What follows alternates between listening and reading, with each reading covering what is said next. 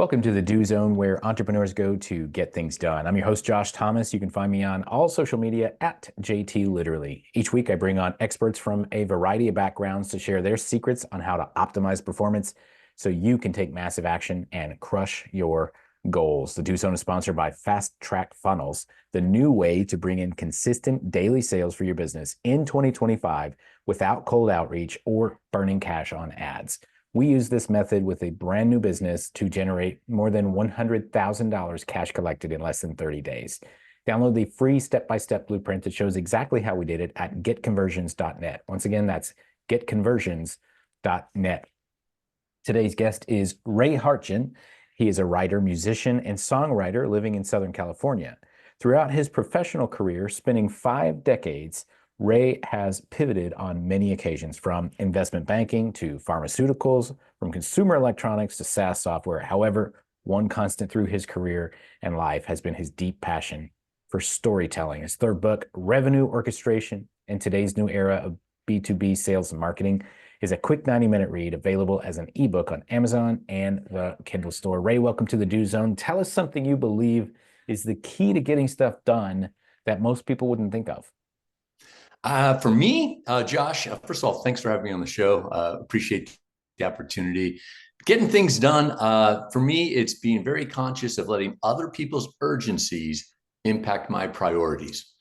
Just because somebody's giving me a call, just because somebody needs something to get done, doesn't mean that's the thing I need to invest my time with at that particular moment, right? So being aware of other people's and being very protective of your time, making sure that you're focusing on accomplishing what matters most to you with the team that you need to pay attention to, as opposed to letting other people's urgencies maybe adversely impact your priorities. Make sense? Yeah. Comes down to the idea of what is urgent versus what is important, it sounds like. Yeah, exactly. Some things are urgent and important. Some things are important but not urgent. Some things are urgent but not important. You need to take those things that are urgent and not important, slide them away, because what falls prey to are those things that are non-urgent but important for you. You keep putting them off, and then you start missing deadlines. You start it starts impacting your customer, internal and external, and the like. So be conscious of other people's urgencies, preying on your priorities, your importancies. Yeah, I'm curious. I always like to ask a follow-up question because, I agree with what you're saying, and we have this tendency to go that way. And so my question would be, why do we tend to put other people's urgencies and priorities in front of ours? What's the reason for that? Because if we don't know why we're doing it, I don't think we can really address it. I think a lot of times it's just mistaking. We are technologically enabled to have our priorities deprioritized by others because of our notifications. And so, when you having the discipline to be able to turn off notifications when you need to concentrate, you don't need to be disturbed from the fact that, oh, you were mentioned on Twitter. Oh, and then stop what was important to you and then go over to Twitter and see somebody mentioned me or something like that. That's a classic. Not intentionally done. It's just we as humans in our short attention span, and we have these shiny little objects that pop up. It's much like the squirrel running in front of a dog. It's like squirrel, and we get distracted from what we're really trying to do. Notifications, so when you really have to concentrate, turn off the notifications. The email is probably not that urgent, right? Let's not take our eyes away from the eyes, eyes on the prize to go deal with this new email that's coming. I mean, if it's an email in the first place, it's probably not that urgent. It would have called if it was urgent, right? Probably a marketing email from me anyway. Yeah, I'll have time for that. All that stuff will be available for me. Concentrating on writing something. Say I'm writing an article, man, I like to turn off all my notifications, get this thing done. Then I can come back and it's like, oh, there's an email from Josh. I didn't need to read it an hour ago. In fact, I don't need to read it now, but I'd have time now. That last hour, I was working on something that was more important to me. Might make the time for it. Yeah, it reminds me of when I think about a situation when there's a couple that's sitting at dinner and they're both sitting there with their phones on the table and it's facing up. And it's almost like it's like a direct threat. It's like, oh, if you're not interesting enough, as soon as this thing lights up, you're done. Yeah, and it's also it's taking one step forward to not being present in the moment, right? You're opening yourself up for that, and you can't help it. Even if you get a notification, it pops up. You're kind of looking, and there's times, maybe you've got young kids and they're with the babysitter, and you might need to do that. But we can all be a little bit more present, whether it's at work, whether it's in our personal lives with relationships and so forth. The present, they call it a gift for a reason, Josh. So focus on the present, and again, as it relates back to your initial questions, don't fall victim to letting other people's urgencies take you away from what's most important to you. And so I think that translates well into an observation that you've had that I 100% agree with. And it is the idea that the control in the marketplace for businesses really has shifted to the buyer. The buyer has all of that control. The buyer gets to decide what's important and what's not, what's urgent and what's not. No longer can a marketer determine that for you through their words. The buyer gets to decide if they believe you, if they think you're full of crap. First of all, yeah. Why has that happened? And second of all, how can we as business owners adapt? Yeah, so I think it's an insight that we need to relearn. All of us revenue team professionals, as we're reaching out for prospective customers and existing customers, we have our proven paradigm in the B2B world, right? And it's worked for generations and for decades. But our B2B buyer has changed.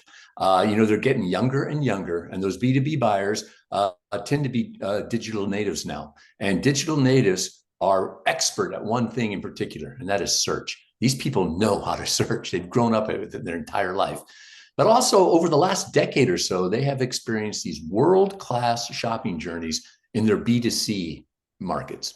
For over a decade now, we have shopped in complete anonymity to the brands that we're shopping. We can compare and contrast, and we can select things. Many times we can fulfill an entire transaction without ever interacting with a human being with one of these brands.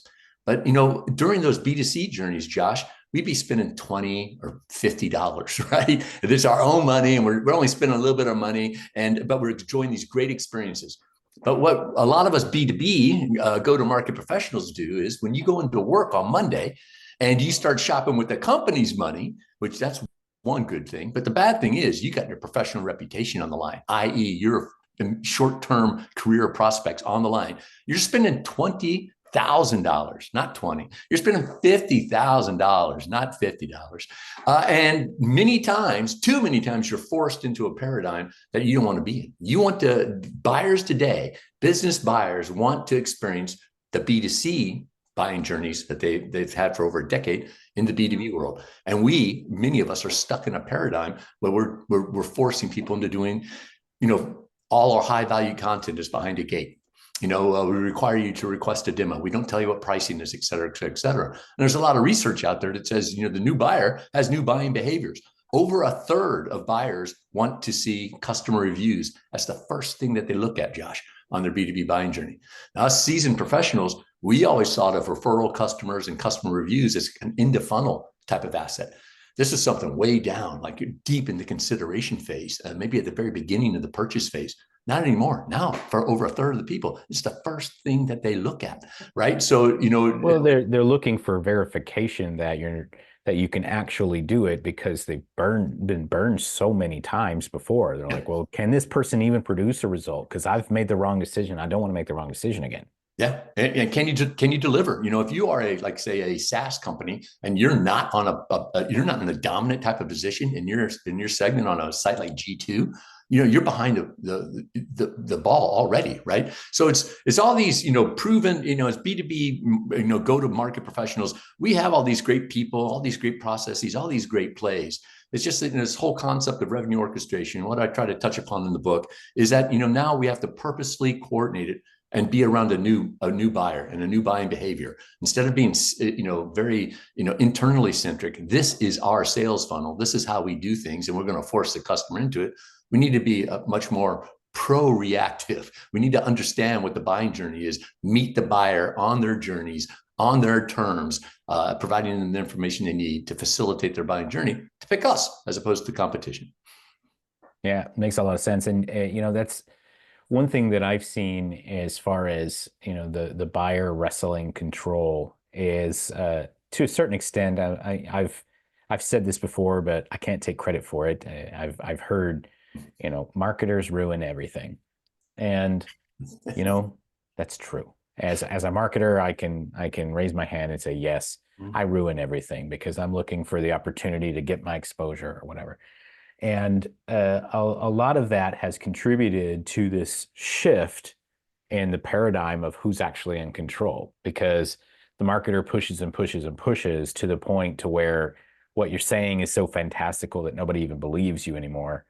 And even if they did believe you, so many people have let us down before that just destroys all credibility. And so now, me as the person that could be spending the money, I really need to know, like, are you legit? And I think there's a huge root there in what you said earlier about a third of the buyers now are looking for that social proof up front, because it lowers their risk of making the wrong decision again, because they've unfortunately had to make the wrong decision so many times because they don't know who to believe. And so they stop believing anybody. And it's not just, the marketers ruining everything. On the revenue team, a lot of finger pointing going back and forth. The sales team is ruining everything. Customer success is ruining everything. Professional services is ruining everything. And today, with today's HR is ruining everything. It's got to be somebody's fault. That pointing the finger, we kind of forget there's three fingers pointing right back at us and that we need to be accountable. But, to really do this effectively and efficiently, it takes this, unprecedented coordination amongst all customer facing teams, right? We've talked for years, we continually talk about the alignment between sales and marketing, but it's more than that. It's customer success. There's not a single industry on the planet where the cost of customer acquisition is less than the cost of retaining a customer, right? Customer success is a critical component of being a business. It's so much cheaper to keep a customer than to acquire a customer. So it takes this purposeful coordination from all these different aspects, and really the buyer has turned what we thought we knew on its head. And I'll give a good example, and that is pricing. Endemic in the SaaS space is a lack of transparent pricing on websites. Over 70% of buyers in surveys, they want to be able to self-serve pricing. And I don't know, Josh, if you've ever been involved in a pricing and packaging project at a company. Regardless of how small or how big the company, it is time consuming. It takes the entire organization. It's a cross-functional exercise that takes at a minimum 4 to 6 weeks. Sometimes it takes 6 weeks. Very painful exercise to do pricing and packaging exercises at work. But it's the facts out there. Buyers want to be able to self-serve at least part of their buying journey. 100% of buyers want to be able to do it. Over 70% of them want to have transparent pricing on the website. And I've had discussions with people that said, you know what, that's not our industry. It's other people's industry that want pricing. And I'm like, that's the type of a comment that a future loser is going to look back at and go, because it only takes one, Josh. It only takes one to raise the level. In your segment, if somebody goes, you know what, here's our pricing and it's transparent, then everyone's got to play catch up. And then what I just said about this 1 month to 6 month long process, you better have started it already, because now you're on the clock. You've got 1 month to 6 months. If you have to start from scratch, and who can afford to be 1 month to 6 months behind the competition in the marketplace? I can't.